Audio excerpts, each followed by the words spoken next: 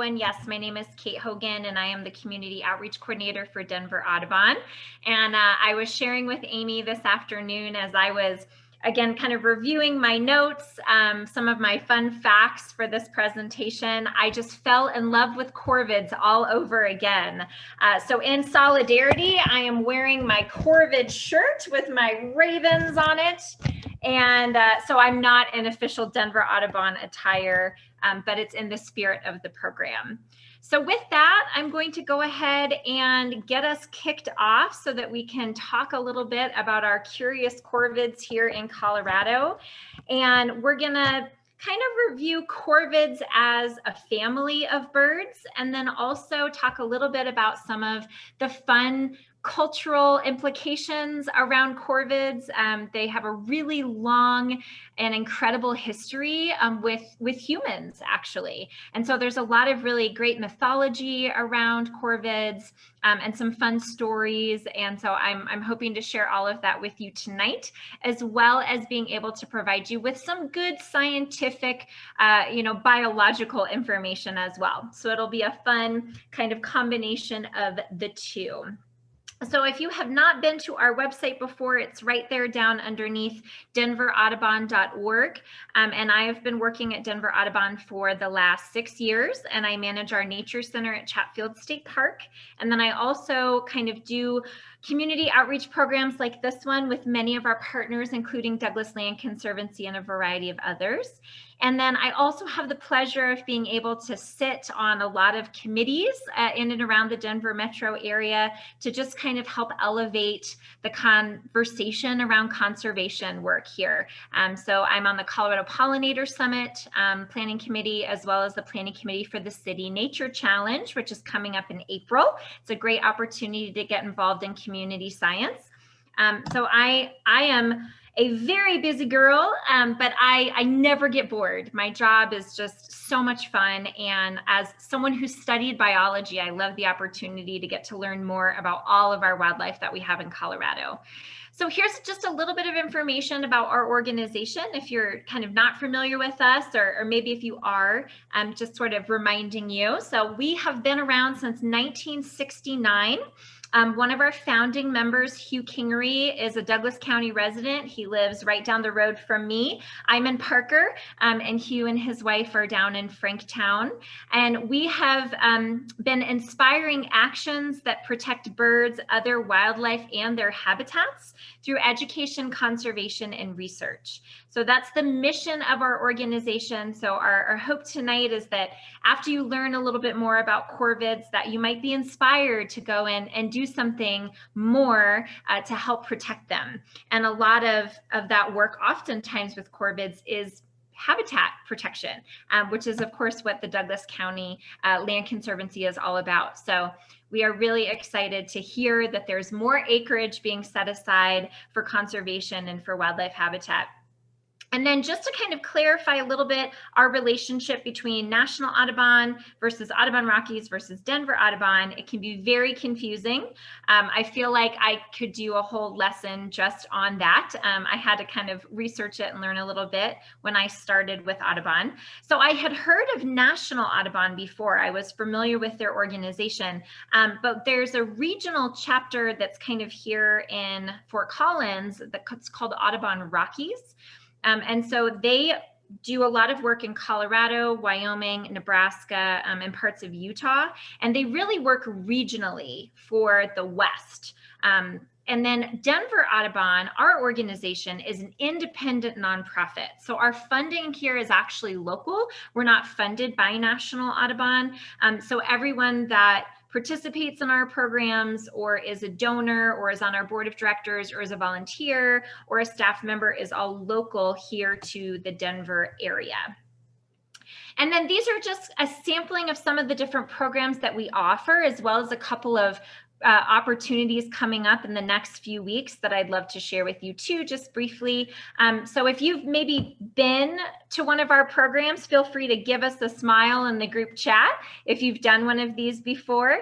But we have a number of adult trainings that we offer. So the Audubon Master Birder program actually is coming up this year. So that's a program that we only run every other year. And so we will be accepting applications through the 16th of April. So if you go to our website and look under some of our adult programs, you'll see the Master Birder training is listed there. So if you love birds and you would like to come with us and learn more about all of the different ecosystems and the birds that utilize them in Colorado, that might be a great training for you.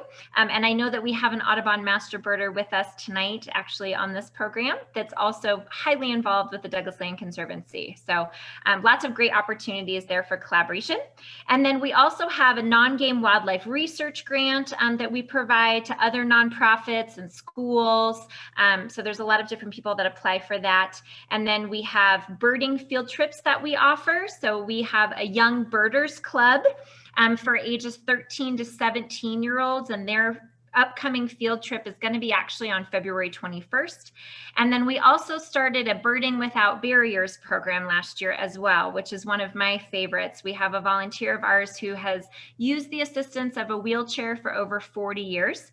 And so he took one of our beginning bird watching classes, and he's now my partner in crime as we go out to assess some of the local birding hotspots for wheelchair and other physical needs. And so it's just been a great year. Despite the pandemic, we have a lot going on. So just wanted to share that with you.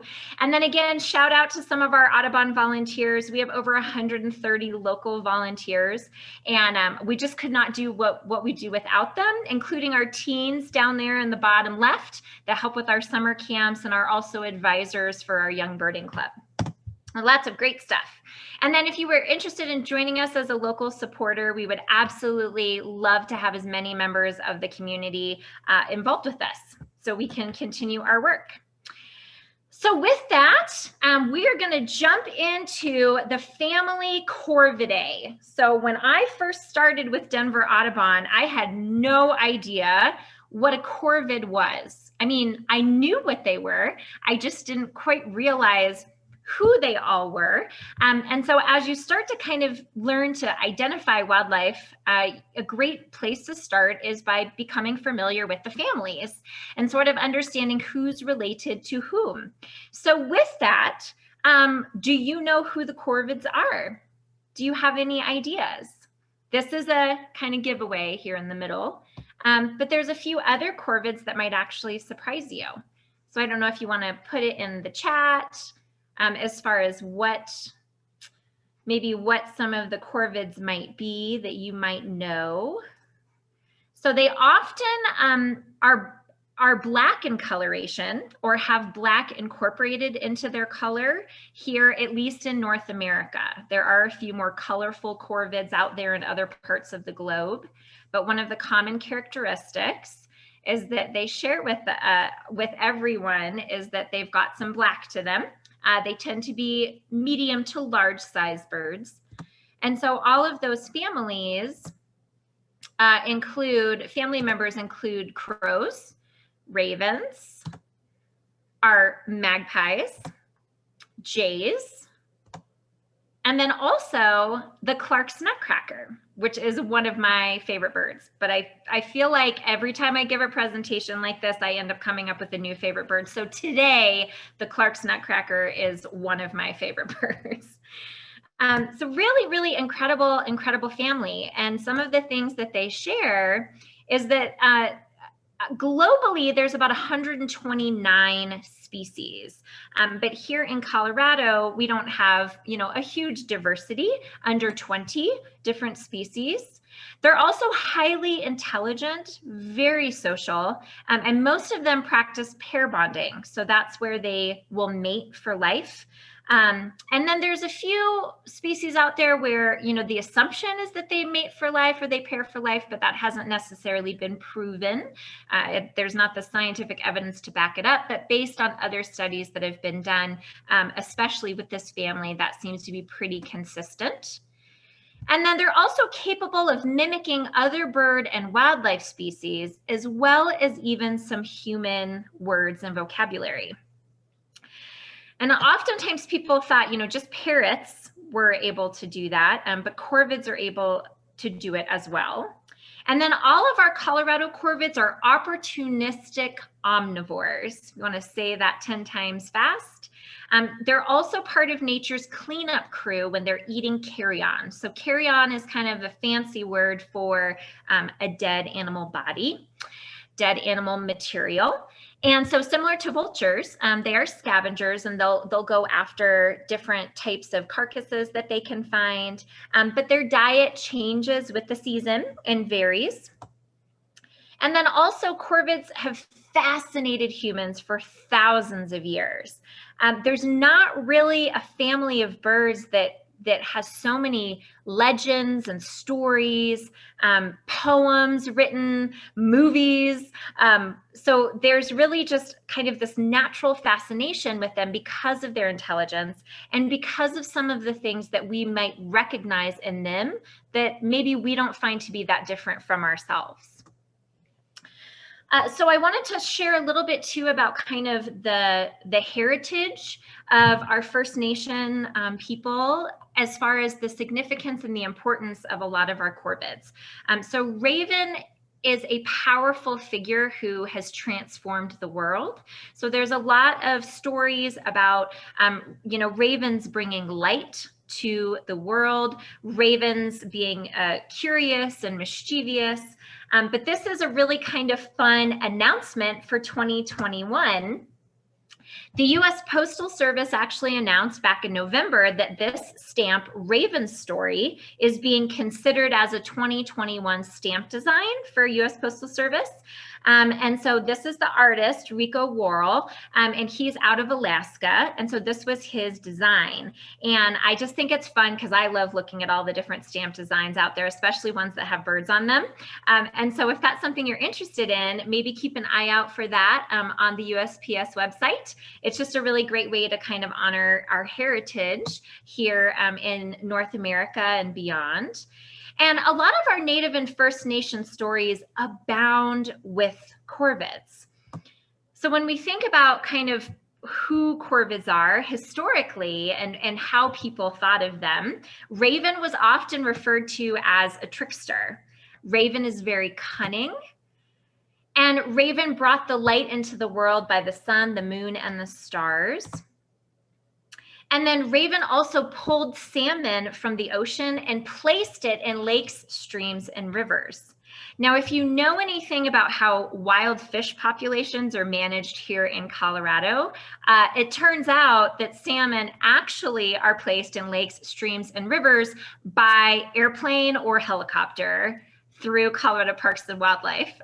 So I have a friend of mine who's an aquatic biologist for CPW, and they fly salmon in and they put them out into some of our water bodies so that we can enjoy them for fishing. Since salmon really should never, of course, historically been here in Colorado.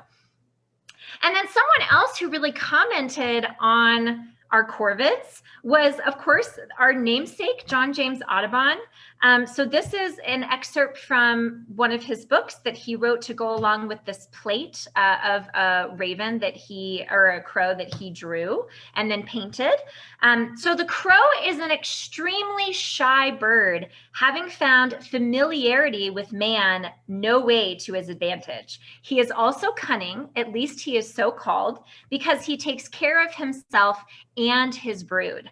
And if you're interested, the National Audubon website has taken all of the birds of North America that John James Audubon wrote and painted, and they've put them into a digital format. So there's a lot more really fascinating things that he wrote about crows and ravens and other corvids. So it's kind of a fun read. And then, of course, Edgar Allan Poe really felt like when he would look at a raven, that the raven just had something going on that was a little bit more advanced, and he couldn't quite put his finger on it. So, of course, this is a very famous poem by Edgar Allan Poe. There's even a beer from here in Douglas County. If anyone has ever been over to Barnett and Son here in Parker, they have a beer called Nevermore in the fall, and it's got a corvid on the front of it. So even Edgar Allan Poe, definitely could sense that there was something more to these birds, sort of this cognition and this recognition. So there's also sometimes been, negative connotations when it comes to ravens and crows. And so, some people think that there's a bad omen associated with these birds. So I wanted to ask you, maybe in your head, to pick a number between 1 and 13, whatever number strikes your fancy. And it turns out that this is kind of where the term counting crows came from. And given who you ask, some people say it's, if you count a crow, or if you count ravens or even magpies, all of that counts. So think about the number that you chose, and then we're going to go through and I'm going to share with you what your number means. So if you see one crow when you are out and about in Colorado, or a magpie or a raven, that can mean bad luck or loss or death or some sort of unpleasant, catastrophic change. If you see two crows, two corvids together, that's actually good luck, a major change for the better, and some joy ahead of you. If you see three crows, that means a wedding or a celebration might be upon you soon, or beware, perhaps the birth of a girl. If you see four crows, then it could be a birth, but more particularly of a boy. It can also be a new beginning. If you see five crows, then that could mean money coming in and good business. If you see six crows, that's major money change, or it could mean a loss or a gain, sort of depending. Seven crows is a secret, a mystery, or some sort of a curse. 8 crows means that you will have a life-altering experience, and usually that is going to be positive. 9 crows means love and positive recognition is coming your way. 10 crows is a complete turnaround in luck. So let's hope that all of us see 10 crows in 2021 moving forward. That would be wonderful. 11 crows is a news, surprise, or some sort of secret that is hidden or revealed. 12 crows is also good luck, but also signifies completion and fulfillment. And if you see 13 crows, that is also completion and the end of maybe a difficult situation that you've been in. The resource for this is Wikipedia. So if you are interested in learning more, you can go to Wikipedia and check that out. Now, there is a disclaimer, however, with counting these corvids. And here's the good news. While counting corvids, this really only applies to an unusual kind of part of an area where crows or ravens or magpies do not normally hang out. If they live nearby you anyway, then it's not an omen. It's just them being corvids. So actually in Colorado, since corvids are everywhere, we don't have anything to worry about. So with that, we're going to jump into a little bit of our identification. So I invite you to play along here. Definitely give, a few seconds if you know the answer to kind of let others sort of try to figure it out. But we're going to start first by observing and looking at this bird. A lot of times our larger corvids are difficult to tell apart, especially for beginners. I was in that same boat about 6 years ago. And I want you to notice a couple of things on this bird. So we've got a very large, hefty beak. We also have kind of a more sort of disheveled appearance. And then also there's a specific shape of a tail that's down here as well. So based on all of these different field marks, we are kind of looking to see what we might find when we're out in the field and we're looking at some of these birds. So I am going to see if anyone has a guess, any answers. Does anybody know who we might be looking at here? So this is our common raven. Awesome, great guesses. So our thick hooked beak, that's one of the things that you'll notice. And then also down underneath, they have shaggy throat feathers. And then they also have a wedge-shaped tail. And we're going to get into a couple of other comparative photos and graphics here in a minute. But these are some really great field marks of where a raven might differ from our common and American crow. So here's another great photo. You can see that hooked beak again. This one's a little bit fuzzier. It's of a raven perched on a man-made structure as opposed to being perched on a tree. But these all live in pairs, or they'll live on their own, actually. So oftentimes crows will hang out in large groups, and ravens tend to be more solitary. They also are capable of flipping, diving, and rolling in the air. So a lot of what they do, actually, these kind of complex flight behaviors are not really something that crows are capable of. And they're more commonly found in higher elevations. Now, that's not to say that we don't have ravens here in the Front Range in the metro area. So that can cause confusion for some people. But if you're coming from other parts of the United States, a lot of crows are going to be located in lower elevations. So the higher up in elevation you go in Colorado, if you see a large blackbird, chances are it's going to be a raven. But you will always want to double check, because we have a lot of crows and ravens that live together. Ravens also love to nest on kind of rocky crevices. So if you have canyons around you, if you have places where there's a lot of large rock outcroppings, that's a great place to find ravens nesting. The other place I've seen ravens nesting is on top of the target in Lone Tree, Colorado. So there is a family of ravens that has figured out that there's a nice little ledge that Target put in for them there. And so if you go sometimes in the spring to the Target in Lone Tree, you might actually see a very loud family of ravens hanging out there on top of the building. Then we're going to compare this to our other large blackbird.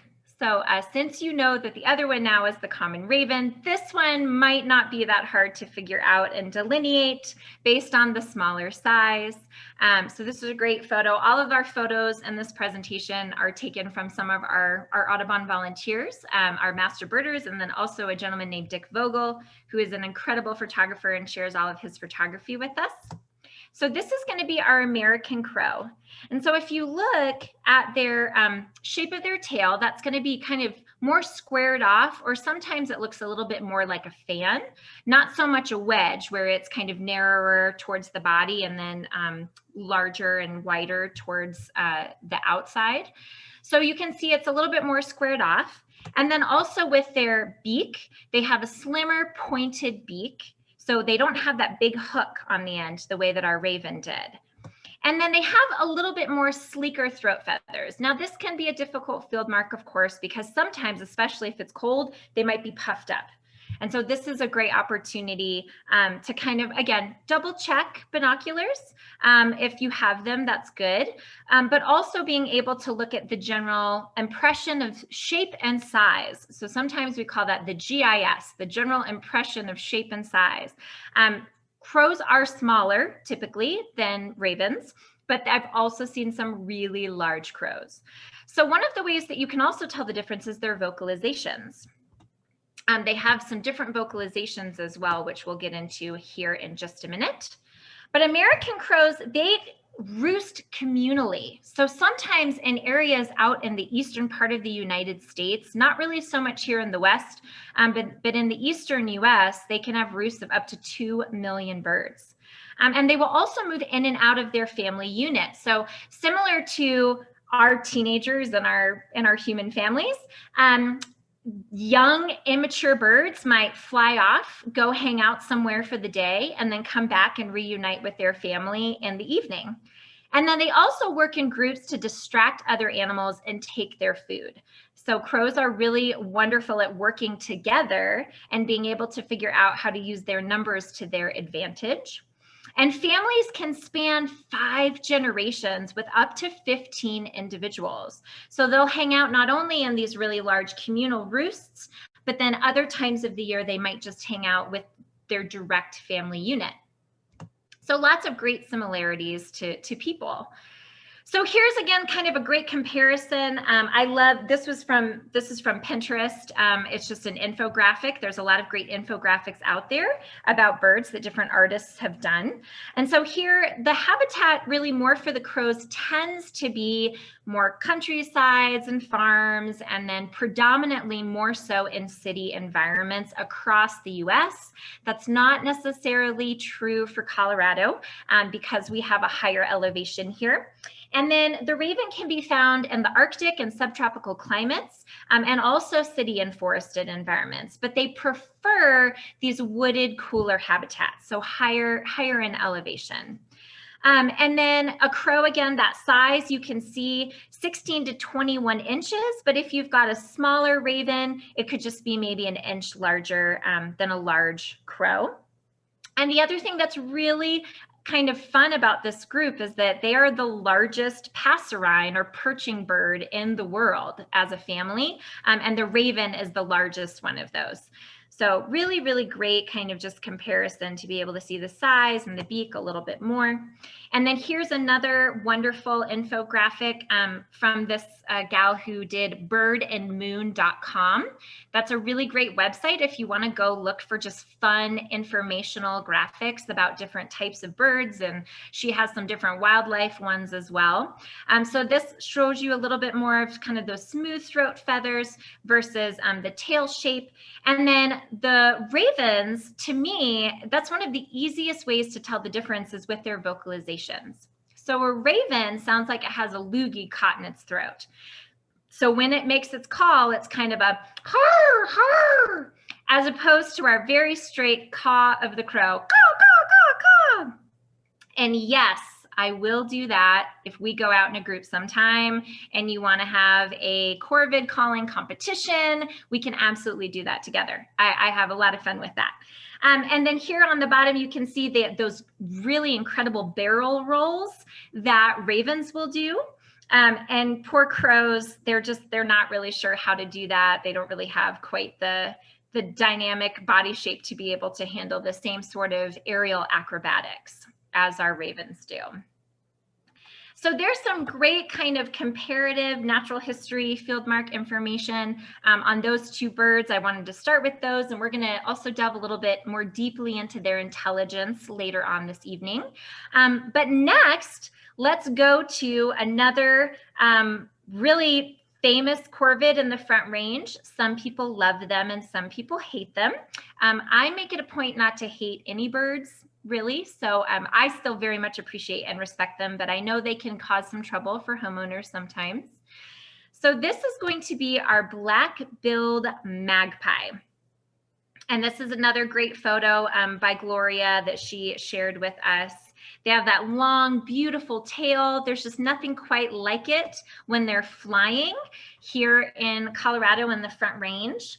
And Lewis and Clark actually have notes about black-billed magpies when they were exploring the West. And they have accounts of these birds actually going in and stealing food from their tents. There's another corvid that often gets the name camp robber, but in this case, the black-billed magpie was actually the camp robber for Lewis and Clark.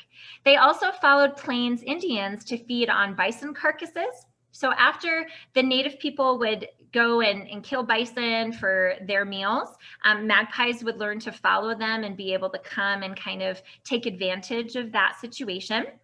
They also have one of the messiest nests of any bird on the Front Range. They have a two kind of story nest that's constructed. So it's kind of like this big ball of sticks. So it's got a roof and it's got a base, and then it's got an entry door and an exit door. And it takes them over a month to construct this nest, but it is really messy and it just looks like they threw a bunch of sticks together. And given that a hummingbird can build a nest in 10 days and it's this perfect tiny little cup, you know, it's pretty impressive that a hummingbird can accomplish something so great. And then you've got these magpies that are just kind of throwing all these sticks together. And then there's been a really interesting behavior that's been observed in magpies and also in some crows and ravens as well, where it appears that they might be having a funeral of some sort. That's kind of the best way that we as humans know to put words to it. So it's not so much that scientists are certain that they're possibly mourning the loss of an individual, but magpies will, if they find another magpie that's passed away, they've been observed surrounding that magpie, and they will actually call for 10 to 15 minutes just around that bird, and then they'll fly away. And so it has sort of this sort of ceremonial context to it as we observe it from the outside. But it's hard to know if that's exactly what they're doing or if there's some other purpose for it. And then I also wanted to share, again, just kind of another artistic element. This was really something wonderful that came out of the pandemic. And so I think it's worth mentioning that she, this artist, she had kind of spent her whole childhood watching Blackfield Magpies and had sort of taken them for granted because they were everywhere and she saw them all the time growing up. But she really took the COVID-19 pandemic as an opportunity to actually sit and really watch them and observe them. And I think that that's so true for a lot of our corvid species, where people just, they kind of take them for granted because we see them everywhere. And maybe we don't take as much time to stop and get to know them, get to know the local individual birds that might be in and around our house or our neighborhood. So she said it was, really wonderful to work on a piece in nature and to create this artwork around it that also kind of had this sort of nostalgic part for her. So I just thought that was really great that came out of the pandemic, just like a wonderful silver lining. So this is another really awesome corvid that we have in Colorado, and they don't look quite like our other corvids. They sort of stand alone on their own, as in this photo. So are we familiar with who this individual might be? We've got kind of a gray body, some dark wings, some white underneath. We've got a very long beak. And originally, when these birds were observed 200 years ago, a lot of the first naturalists actually thought that they were woodpeckers because of the size of their beak and some of the behaviors that they saw them exhibiting. Great, good job, Jeremy. So this is a Clark's Nutcracker. And Clark's Nutcrackers, they are just so incredible. And part of the reason why they are so incredible is because of these amazing adaptations that they have to survive the high elevation winters in Colorado. The other thing that I love about them is their ecological niche. They have a really unique role in being able to kind of help maintain the health of our forests. So whitebark pine, limber pine, and Colorado pinyon pine actually all rely upon this species to disperse their seeds, because the majority of their diet for a Clark's Nutcracker is going to be pine seeds. They use that nice long beak to help them break open into pine cones and get those seeds.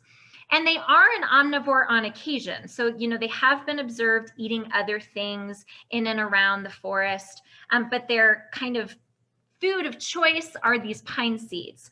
And they even have a specialized pouch that sits underneath their tongue, and it allows them to be able to collect the seeds in that pouch, and then they can fly, a few yards away from the top of a tree down to the ground in order to be able to hide and cache those seeds for later.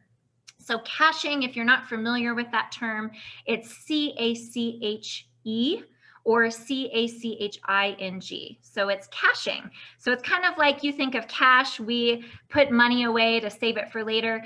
They also cache, just in a different way. These birds hide thousands of pine seeds. Each bird, thousands of pine seeds every year. And they did actually band some of these birds and watch them and check and see who individuals were. And they would watch them over the course of many months. And they would kind of take maps of where the birds were hiding certain piles of seeds. And there were some locations that these birds would remember up to 9 months later.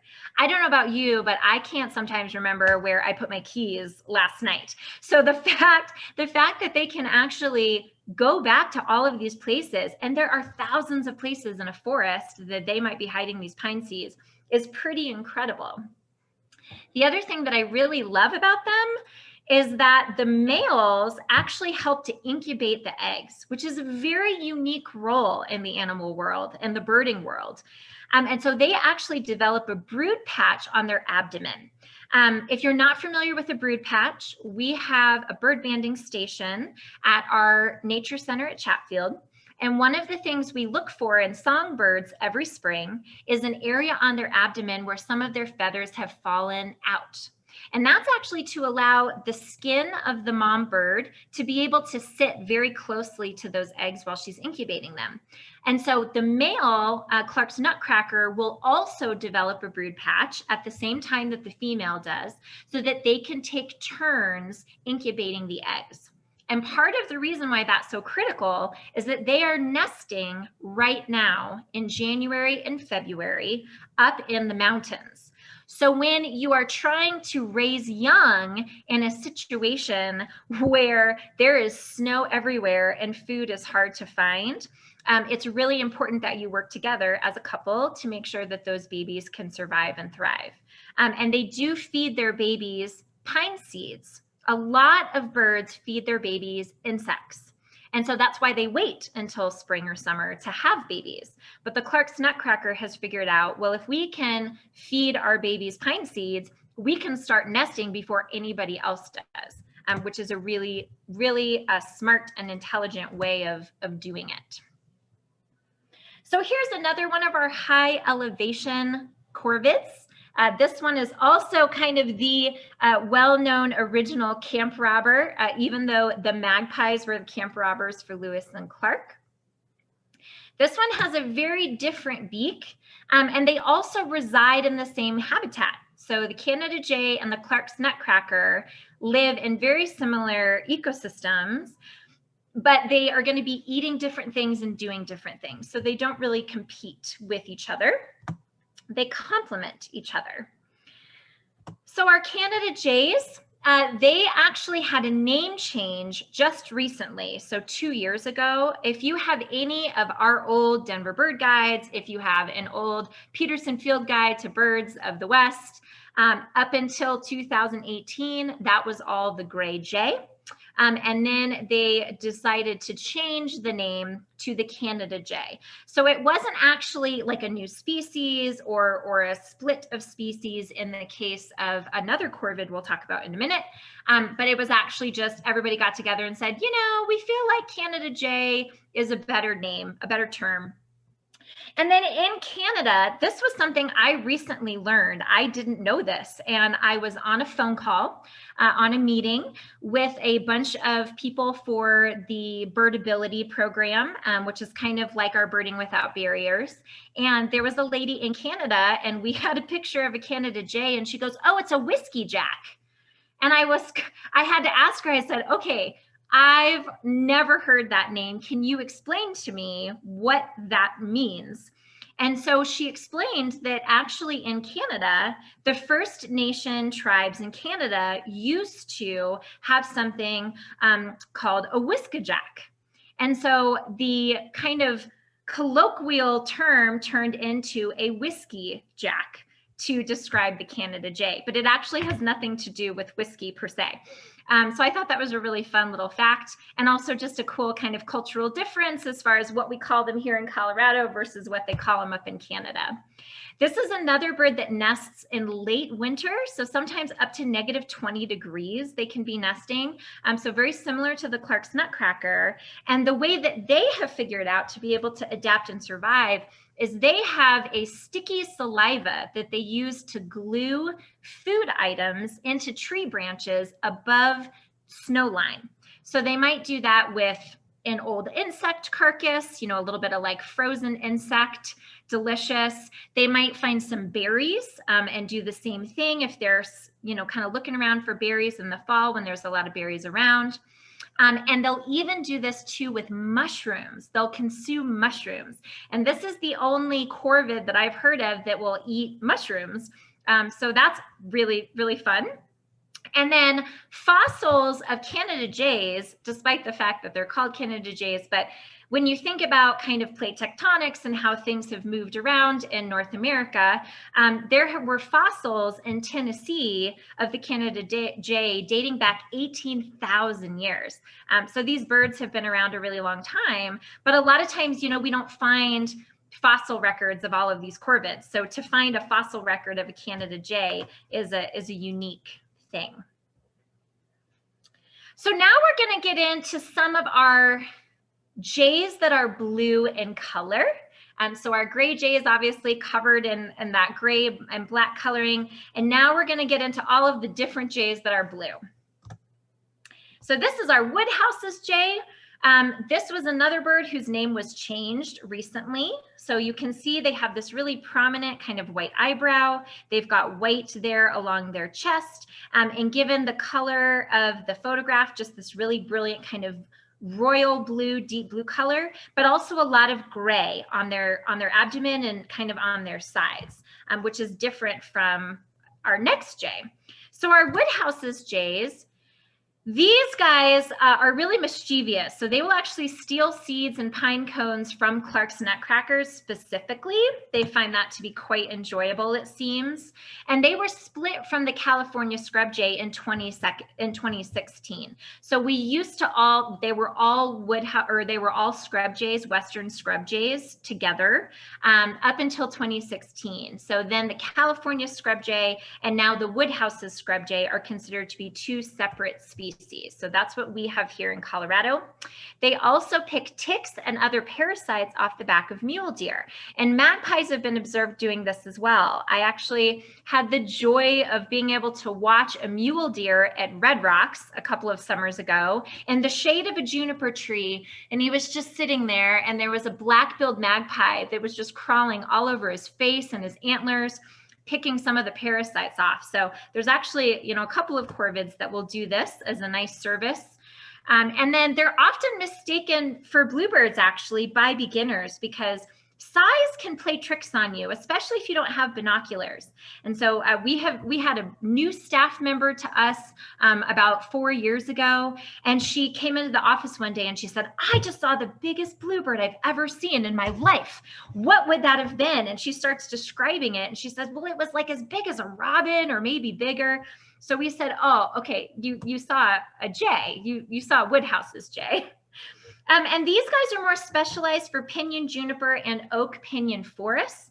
So that's why you do tend to see them hanging out more in areas that have a lot of kind of predominant vegetation like scrub oak, or Gamble's oak, and then also pinyon juniper trees, pinyon pines and junipers. This is another species that's very similar to them. They look a lot alike, but they have some really interesting differences. So I definitely wanted to highlight them, even though we don't tend to see this species in the metro area that often. So these are our pinyon jays. You'll notice they have more of a uniform blue color. And so not so much gray. You don't really see a white, there's no white eyebrow, and they don't really have that white, as much white on their chest. But these are a declining species. A lot of our corvids are doing really well, but these birds are not doing as well. So there's a few things to kind of think about as we start to think about pinyon jays, just sort of overall. What's really cool about them is that their beak is featherless at its base. So most of our corvids have feathers that cover their nostrils. Theirs does not. And then they also specialize in pinyon juniper and scrub oak woodlands, just like our scrub jays do, but they are a little bit further south in Colorado. They tend to hang out more kind of like in south and eastern Colorado, and then southwestern Four Corners area. But what's different about them too is the way they behave. So they're highly social and they travel in groups compared to scrub jays where you might see one or you might see two. And what's really just fascinating about them too is they will spend their entire life with the flock from which they hatch.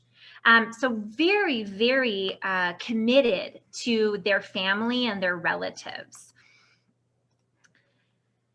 And then habitat loss is also really kind of the major thing that's contributing to these birds. And another interesting kind of thing that I haven't seen the Cornell Lab of Ornithology comment a ton on is things like climate change. So as we have, you know, warmer winters or more kind of drastic wildfire seasons and just all these different climate events happening, that really messes with our pine trees and some of our other vegetation that are used to these cycles of when they produce seeds and when they produce berries. And so that could also really highly impact these guys since they specialize in pinyon seeds. And then there was a question about West Nile. West Nile virus impacting corvids overall. So yes, I am aware that magpies, black-billed magpies, were particularly devastated by West Nile virus. I haven't heard much personally about the other species of corvid. I'd have to go look that up, actually. That's a really great question, since I don't study bird disease fairly regularly. But that's a great question. So maybe we can find that answer and we can give that to you after tonight. This is our other crested jay. This is our Steller's jay, just another beautiful bird. They have that really kind of raised, surprised eyebrow, and then I love how they cock their head and look at you. What's really fun about Steller's jays is that this is the most commonly misspelled name in the entire bird world. There was a Russian naturalist named George Steller with an ER who discovered them in Alaska in 1741. So if you've also heard of Steller's sea eagles or Steller's sea lions, all the same gentleman, all the same naturalist, but his name is spelled ER. And a lot of people think, oh, they're stellar, as in they're stellar and exciting. That is AR. So these are Stellers with an ER. And they do kind of, what's really fascinating about their range is that they go all the way up into the islands outside of Alaska and the Alaskan Peninsula and all the way down south into Nicaragua. And so they have kind of, when you look at their range map compared to other corvids, they just sort of have like this nice little line in the western part of the United States. And in Colorado, their favorite habitat is conifer and deciduous forests of many kinds, but they prefer kind of slightly higher elevations, sometimes up to 10,000 feet. So you don't tend to see them so much in the metro area just because it's not forested enough for them. But every once in a while, you know, they'll come down in search of food. And another really interesting thing about them is they use mud as an adhesive to help with nest construction. So they'll actually use mud to stick together things like animal hair or fur, pine needles, moss, leaves, and they'll use that to make their nests, whereas a lot of other corvids prefer to use sticks in nest construction. And these are really, really omnivorous jays. So they're not competing as much for food with the scrub jays. So even though they, again, share some habitat similarities, these jays will specifically also go after smaller birds like dark-eyed juncos or pygmy nuthatches. They are not afraid to just outright kind of become a bird of prey in their own way and go after some of those smaller birds, in addition to eating some of the more common things we would expect, like acorns and also pine seeds. And they'll commonly raise their crest and kind of cock their head to observe their surroundings. And so their behavior, since their crest is kind of mostly up all the time, for them to cock their head and look around, a raised crest for them means I'm comfortable, I'm curious, versus this bird, which has a different meaning when their crest is raised. So this is another common jay species that's becoming more and more common in Colorado. It never really used to be a century or so ago. So these are our blue jays, and they talk a lot with that crest. So if the crest is down like this, then that means that they are at peace. So if you see a blue jay with a crest laid down on their head, it means they're calm, they're not concerned about anything, they're happy, maybe they're getting a peanut. If they raised their crest, then that means that it's kind of more of an alarm, and as opposed to the stellars that just has their crest raised all the time. And then they also mimic calls of hawks, clearing out bird feeders. So these guys have been observed just making the call of a red-tailed hawk while sitting on a fence somewhere and watching all the other birds scatter from the feeder, and then they can fly in and feed at their leisure. And this is a species that's expanding westward and actually breeding in Colorado, whereas historically they were not. So on occasion, there's been some hybridization of Steller's jays and blue jays, creating a hybrid offspring, but it's not, they're not able to then mate with one another and have a new species. And then certain individuals migrate long distances, which is also really interesting in blue jays because a lot of corvids tend to have a fairly kind of regularized home range. They might migrate seasonally, ravens might go up and down in elevation with the mountains, but blue jays, especially in the east, there's about 20% of the population that does this kind of long distance travel, which is really fascinating. And then for our kind of final little portion this evening, and then I'll take any questions if people have them. So intelligence, this is like one of the most, I think, favorite things that people love to talk about when it comes to corvids. And I've also worked with parrots. So a lot of my parrot people told me that parrots were more intelligent. And then a lot of the corvid people tell me that corvids are more intelligent. So at some point, maybe we'll have a throwdown between the corvid and the parrot people, but they really do rival mammal intelligence. So they've got incredible problem-solving skills. They can create tools to help them be able to solve problems and figure out how to get food. And they also have complex behaviors such as that caching that we talked about, that hiding of food, and then remembering where those locations are. They've also been observed kind of just playing, looking like they're playing, just sort of doing things without really any sort of like sense or purpose, just kind of exploring and really enjoying their surroundings. And of course, play is something that we often refer to, we call it, anthropomorphizing. So we're putting human characteristics to animals. But again, based on what we observe from the outside, that's kind of the best thing that we can equate it to is play. And then they also have facial recognition. So I always caution people, if you are mean to corvids, they can remember who you are. They can also teach their offspring who you are and what your face looks like, and they will actually warn their offspring about you as well. They have an amazing ability to be able to recognize color, and a lot of birds do, right? So birds see in a wide variety of color, oftentimes a lot more vivid than we as humans, given the species. But what's cool with corvids is that you can actually train them to be able to show you, okay, hey, can you go find me something that's this color? And they can go out and search for it and bring it back to you. And then there's also that sort of mourning. We talked about the funerals that had been observed in Blackfield Magpies. There has been kind of a mourning behavior also observed in crows. But scientists think maybe more of what we're seeing when it's mourning or it's funerals is actually birds trying to maybe just figure out what happened. Is there a potential danger involved? So then that way they can learn from that experience of what caused, one of their members to pass away. And then gifting behavior is another really interesting thing that's not been heavily researched. So if you go to Dr. Kaylee Smith's website, which is just corvidresearch.blog. She did a ton of research at the University of Washington, and she's got some colleagues as well.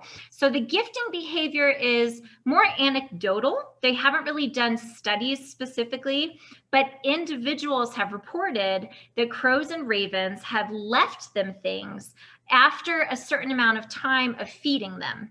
So if you have bird feeders outside of your home and you have a lot of corvids that come to those feeders specifically, you might see a gifting behavior happen where they come and leave you something in return, which is incredible. And then here's a couple of books I recommend. So Mind of the Raven, that is upstairs in my bedroom right now. Really fascinating about a lot of these different kind of anecdotal stories of people that have had relationships with ravens, but also some of the wild population research that Byrne has done himself, looking at ravens up in Vermont and Maine. And then also a great book on the intelligence of crows, ravens, magpies, and jays by Candace Savage. And then there's a really fun, just a fun book that it's actually collective nouns for birds. So that's where we get some of those kind of things like a conspiracy of ravens and a murder of crows or a parliament of owls. There's a lot of different fun names for different groups and of species of bird. So if you're interested in just kind of checking one of those out from the library, that would be a fun read for the winter time, especially since it's going to be very cold in the next few days. So with that, if anybody has any questions, we have a few minutes, and thank you so much for joining us tonight. We